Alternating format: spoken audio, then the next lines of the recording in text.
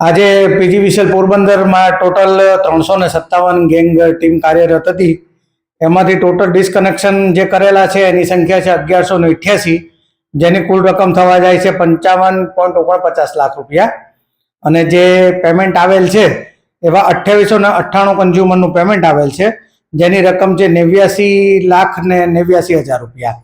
અને પોરબંદર સર્કલનું ટોટલ આજનું કલેક્શન છે 1,91 લાખ રૂપિયા।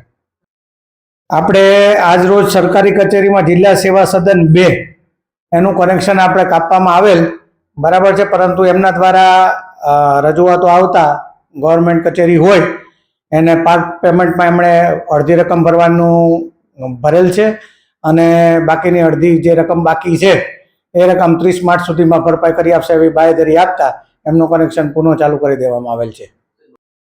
આવતા દિવસોમાં જે બાકી લેણા છે એની રકમ તો અત્યારે હું તમને એક્ઝેક્ટ આ બધા બાદ થઈને કહી શકાશે, પરંતુ જે આ ડિસ્કનેક્શન ડ્રાઈવ અત્યારે જે ચાલે છે 17 માર્ચ સુધી તો મેગા ડ્રાઈવનું આયોજન હતું, પણ આગામી 31 માર્ચ સુધી આ ડ્રાઈવ કન્ટિન્યુઅસ ચાલતી રહેશે અને ડિસ્કનેક્શન પણ જેના ડિફોલ્ટર કન્ઝ્યુમર છે એના કનેક્શન પણ કપાતા રહેશે। એટલે અમારી ગ્રાહકોને નમ્ર વિનંતી છે પીજીવીસીએલ તરફથી કે આપનો અવિરત વીજ પુરવઠો મળી રહે તે માટે વીજ બિલનું સમયસર ભુગતાન કરવું, જેથી કરીને આપના વીજ સપ્લાયમાં કોઈ પણ પ્રકારનો વિક્ષેપ ન પડે।